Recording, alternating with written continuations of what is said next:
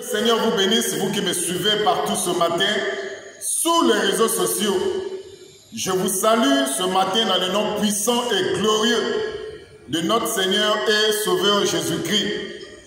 Nous continuons ce matin avec notre série d'enseignements sur le mystère des mystères qui est la divinité suprême de notre Seigneur et Sauveur Jésus-Christ. Et pour ceux qui ont suivi les deux émissions précédentes, j'avais dit de façon claire que le sujet de la divinité de Jésus-Christ n'a rien à voir avec les musulmans. N'a rien à voir avec les musulmans. Le musulman, il peut même aller dans une école coranique. Il peut même avoir toutes les traductions de la Bible. Mais s'il n'a pas la révélation d'en haut, alors toutes ces études lui serviront absolument de rien. Et c'est la même chose aussi avec tous ces pasteurs que vous voyez sur les réseaux sociaux qui disent que Jésus n'est pas Dieu, il est seulement le Fils de Dieu. Nous comprenons tout simplement que ces pasteurs ne sont pas des disciples de Jésus. Parce que le véritable disciple de Jésus-Christ doit avoir la révélation de qui est Jésus. Et dans les émissions précédentes, j'ai été plus que clair pour dire ceci. Celui qui ne connaît pas comment Dieu s'est révélé dans l'Ancien Testament, dans l'Ancienne Alliance, ne pourra pas aussi comprendre comment le même Dieu s'est révélé dans le Nouveau Testament, c'est-à-dire dans la Nouvelle Alliance. Celui qui n'a pas la révélation, n'a pas la compréhension de comment Dieu agissait dans l'Ancien Testament, il aura des difficultés à comprendre comment le même Dieu s'est révélé dans le Nouveau Testament. Et dans les émissions passées, j'avais dit que le Yahweh, c'est-à-dire l'Éternel de l'Ancien Testament, c'est Jésus dans le Nouveau Testament. L'Éternel dans l'Ancien Testament, c'est-à-dire Yahweh, c'est Jésus dans le Nouveau Testament. La différence, c'est quoi? Dans l'Ancien Testament, Dieu s'est révélé dans un corps spirituel qui est visible, que les théologiens appellent la théophanie, mais la Bible appelle ça l'ange de l'Éternel ou bien l'Éternel. Donc l'Éternel, c'était la forme que Dieu prenait dans l'Ancien Testament pour se faire connaître aux hommes. Parce que Dieu, en principe, quant à sa nature, il est esprit. Dieu, il est esprit. Dieu est invisible. Dieu est immortel. Dieu est invisible ou immortel. Dieu est tout ça. Voyez-vous? Dans l'Ancien Testament, ceux qui ont vu Dieu, ils l'ont vu dans la forme de l'Éternel. Parce que Dieu, il est invisible. Regardez d'abord un passage de la Bible. Nous allons voir cela dans un passage de la Bible. Dans le livre de Exode, chapitre 24, prenez Exode chapitre 24 avec moi.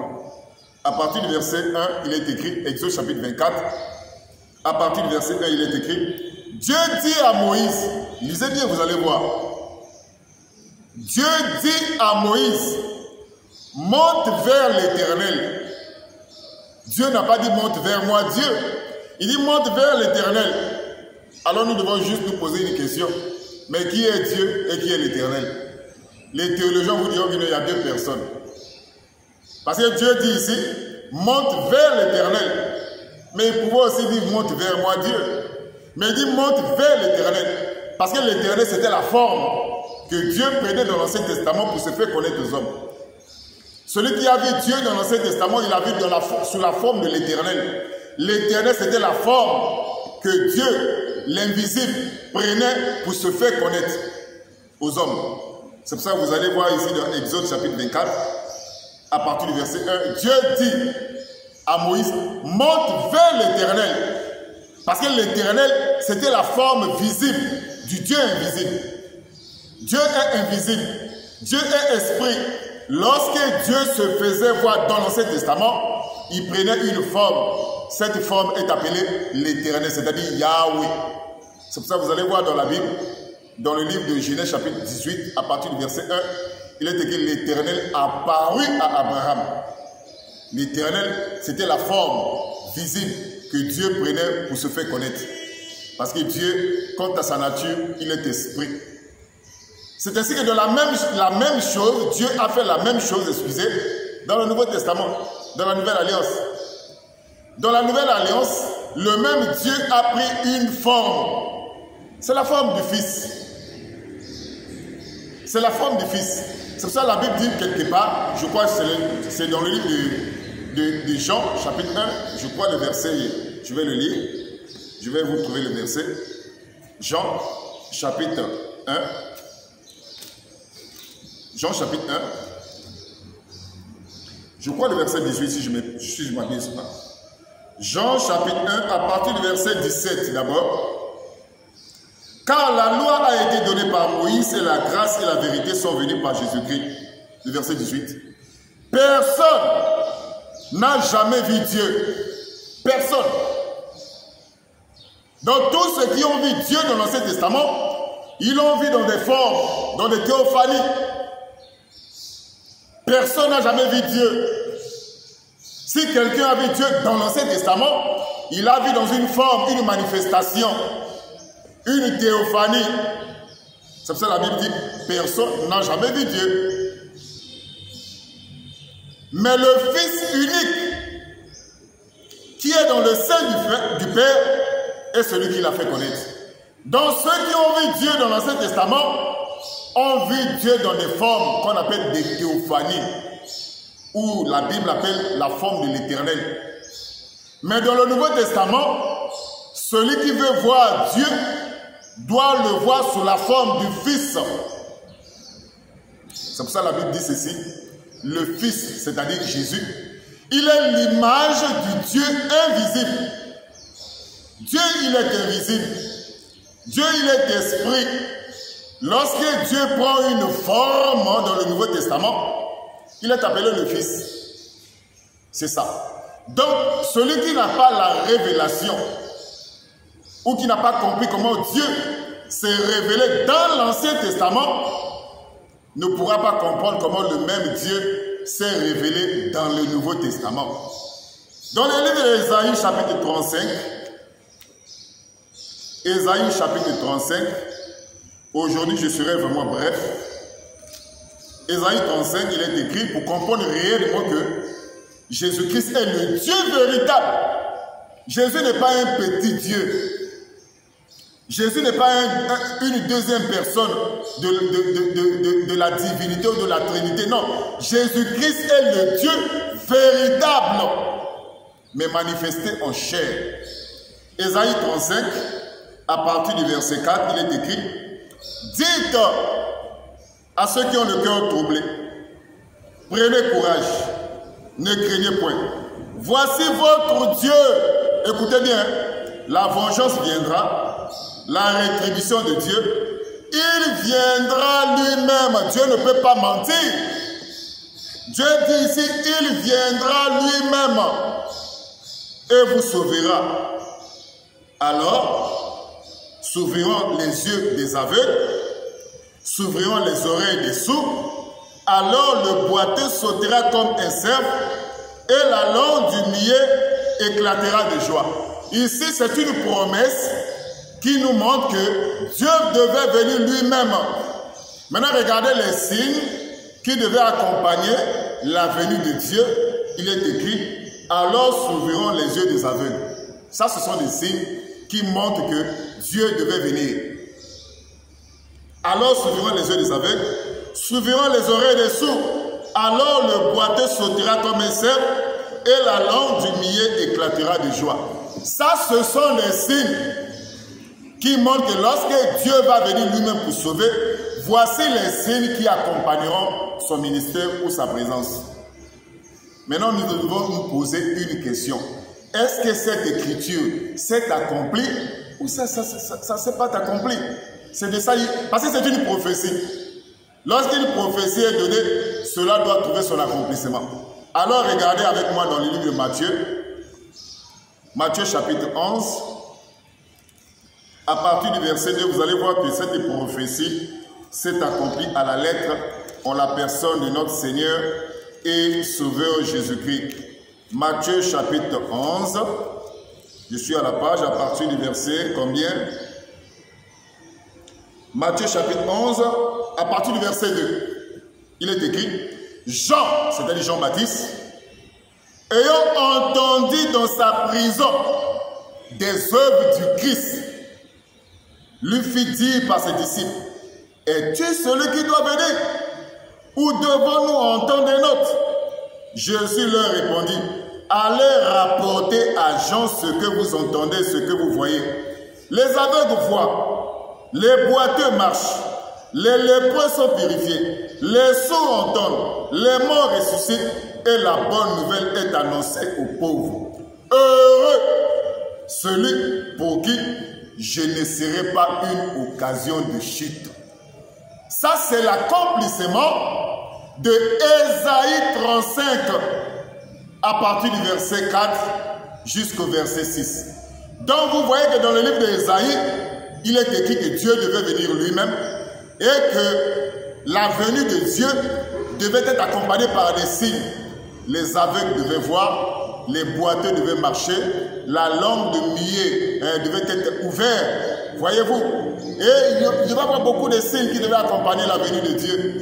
Mais nous voyons dans le livre de Matthieu chapitre 11, à partir du verset 2, lorsque Jean-Baptiste, certainement, il était en prison, parce que si nous voyons un peu plus haut, Jean chapitre 11, et Matthieu chapitre 11, excusez, le verset 1, lorsque Jean eut entendu, lorsque Jean eut achevé de donner ses instructions à ses disciples, il partit de là pour enseigner et prêcher dans les villes du pays. Jean, ayant entendu parler dans sa prison des œuvres de Christ, lui fit dire par ses disciples, es-tu celui qui doit venir ou devons-nous entendre un autre?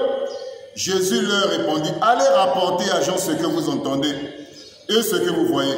Les aveugles voient, les boiteux marchent, les lépreux sont purifiés, les sourds entendent, les morts ressuscitent et la bonne nouvelle est annoncée aux pauvres. Heureux celui pour qui je ne serai pas une occasion de chute. Vous voyez que la venue de Jésus devait être une occasion de chute pour beaucoup. Regardez que lorsque Jésus termine, il dit « Heureux celui pour qui je ne serai pas une occasion de chute ». Aujourd'hui, Jésus-Christ est une véritable occasion de chute pour les musulmans. Aujourd'hui, Jésus-Christ est une véritable occasion de chute pour les faux pasteurs. Aujourd'hui, Jésus-Christ est une occasion de chute pour les Juifs. Parce que même les Juifs ne croient pas que Jésus-Christ est le Messie. Il est le Dieu véritable. Voyez-vous? Donc aujourd'hui, vous avez compris vous-même que la prophétie d'Ésaïe 35, à partir du verset 4 à 5, a trouvé son accomplissement dans la personne de Jésus-Christ. Nous comprenons que Jésus-Christ est le Dieu véritable, mais manifesté en chair. Pourquoi? Parce que Dieu ne donne pas sa gloire à un autre. Dieu ne peut pas partager sa gloire. Dieu a dit qu'il viendra lui-même. Ou Dieu a menti, ou Dieu a dit la vérité. Ça, c'est dans Ésaïe. Dieu a dit qu'il viendra lui-même, par Ésaïe, il viendra lui-même. Ou Dieu a menti, ou Dieu a dit la vérité. Or, nous savons que Dieu ne peut pas mentir. Dieu, dans le livre d'Ésaïe, il a dit qu'il viendra lui-même. Oui, il est venu lui-même dans la personne de Jésus-Christ. Lorsque Dieu envoie le Fils de Dieu, c'est Dieu lui-même, mais manifesté en chair. Lorsque vous entendez Jésus est le Fils de Dieu, ce n'est pas comme vous le pensez là. Fils de Dieu n'est pas comme le fils de M. Mamadou, le fils de M. Camara, le fils de M. Diakité, ce n'est pas ça. Lorsque vous entendez que Jésus-Christ est le Fils de Dieu, c'est-à-dire il est le Dieu véritable, manifesté en chair. C'est ça, le Fils de Dieu. Et nous disons ceci pour terminer. Jésus-Christ, il était 100% un homme et il était 100% Dieu. Quant à la chair, Jésus était un homme. Quant à l'esprit, c'était Dieu lui-même. Comme je l'ai dit au début, que le Yahweh, dès l'Ancien Testament, c'est Jésus dans le Nouveau Testament. C'est ça le mystère qui a échappé à beaucoup de gens. C'est pour ça que nous disons ceci. Pour comprendre la divinité de Jésus, vous n'avez pas besoin d'aller faire des études. Ça, c'est un conseil que je donne à nos amis musulmans. Ce n'est pas aussi un problème d'avoir beaucoup de traductions de la Bible. La divinité de Jésus se révèle. Ça ne concerne pas tout le monde. Je vais lire encore une écriture dans Matthieu chapitre 13. Matthieu chapitre 13 à partir du verset 16. Matthieu chapitre 13 à partir du verset 16. Ça c'est Jésus. Mais heureux sont vos yeux. Ça c'est Jésus qui parle à ses disciples. Parce qu'ils voient. Et vos oreilles parce qu'ils entendent. Je vous le dis en vérité, beaucoup des prophètes et des justes ont désiré voir ce que vous voyez et ne l'ont pas vu. Entendre ce que vous entendez et ne l'ont pas entendu. Ça, c'est Jésus qui s'adresse à ses disciples. Il dit, beaucoup des prophètes et des justes ont désiré voir ce que vous voyez. Mais les apôtres voyaient qui? Mais ils voyaient Dieu manifester en chair. C'est ce que Jésus veut dire dans ce passage. Parce que dans tout l'Ancien Testament, nous avons dit, les prophètes ont vu Dieu dans les théophanies. Mais les apôtres ont vu Dieu manifester Dieu dans un corps humain. Lorsque nous parlons de Dieu ici, je ne parle pas de Allah. Je ne parle pas de Allah. Je ne parle pas de Dieu du paganisme. Je vous parle du Dieu de la Bible. Pour qu'il n'y ait pas d'ambiguïté. Lorsque nous disons que Jésus-Christ est le Dieu véritable, manifesté en chair, je ne parle pas d'Allah. Ici, ce n'est pas Allah. Nous parlons du Dieu de la Bible. Je crois que sur ce point, le débat est clos. Il n'y a pas de débat. Donc lorsque nous parlons de la divinité de Jésus, je ne sais pas pourquoi ça fait mal aux musulmans. Lorsque nous parlons de la divinité de Jésus, écoutez-moi très bien, nous parlons de Jésus de la Bible. Et là, lorsque nous parlons de Dieu, lorsque nous disons que Dieu a été manifesté en chair, nous ne parlons pas de Allah du Coran. Je crois que c'est plus clair que ça. Ici, nous ne parlons pas de Allah. Nous parlons du Dieu de la Bible. Le Yahweh de l'Ancien Testament, c'est Jésus dans le Nouveau Testament. Nous ne parlons pas de Allah. Je crois que pour nos amis musulmans qui ont l'habitude de commenter, je crois que s'ils sont sincères, ils vont rester silencieux. Parce que nous ne parlons même pas de Allah du Coran. Nous, dans notre église, nous ne prêchons même pas Allah. Nous prêchons le Dieu de la Bible. Et nous disons ceci, le Yahweh de l'Ancien Testament, c'est Jésus dans le Nouveau Testament. Ce mystère n'a rien à voir avec les musulmans. Cette révélation n'a rien à voir avec la foule, parce que Dieu ne traite pas avec la foule, Dieu traite avec les croyants. Que Dieu vous bénisse. Vous qui suivez cette vidéo, vous pouvez la propager ou la distribuer partout. Et je tiens à vous dire ceci, mes frères et sœurs, lorsque vous faites un débat avec les musulmans, ce n'est pas à vous de les convaincre, c'est à Dieu de les convaincre. Que Dieu vous bénisse. À la prochaine pour une autre vidéo.